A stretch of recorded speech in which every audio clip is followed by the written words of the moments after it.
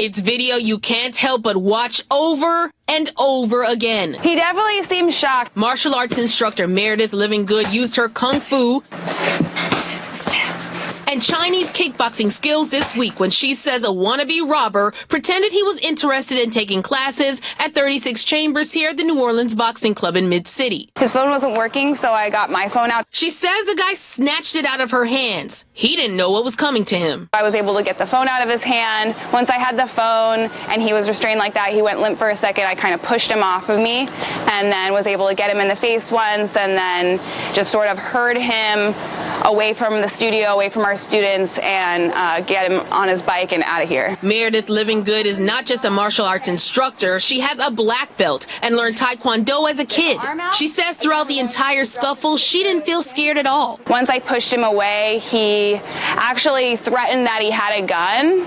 I didn't really believe that he had a gun because usually people pull their gun out if they have a gun. But I told him that there were cameras and cops everywhere on this block, and so it would be stupid to pull the gun out if he had one. The fight right here, you see, this is where it starts to become really dangerous. We showed the video to former NOPD Police Chief Ronald Surpass. I can't put myself in her shoes. You know, she made the choices she made, and I'm happy that she's not injured or hurt. But, you know, in a 30-plus year career in law enforcement and then studying criminal justice, you see many instances in the blink of an eye where somebody says, I have a gun, and they actually do. He recommends if something like this happens to you, let the robber get away and dial 911. At this point, he clearly wants to get the heck out of there.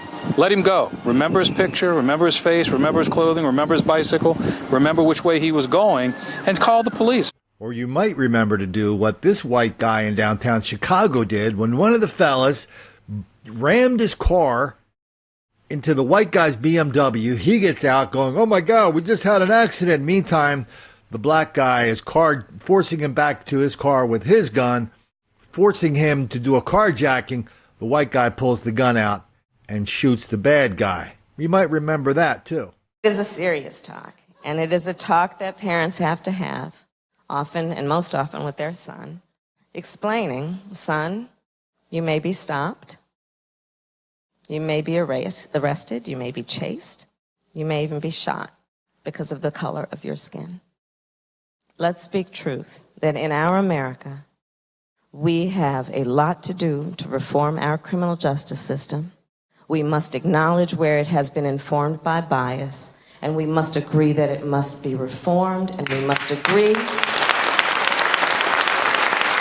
that no child, in particular no young man of color, should be afraid for his life based on the color of his skin. Let's agree on that. A 22-year-old man is dead, the would-be carjacker. He was shot by the person he tried to carjack, who also holds a concealed carry permit. A Chicago police spokesman says that detectives are in the process of conferring with the state's attorney's office to determine if charges are even warranted in this case. Well, it's your choice. You can either throw your hands up and say, please don't hurt me, please, please, please, I'll give you everything I have, just don't hurt me no matter what happens. Or you can fight back and make the black kids angry.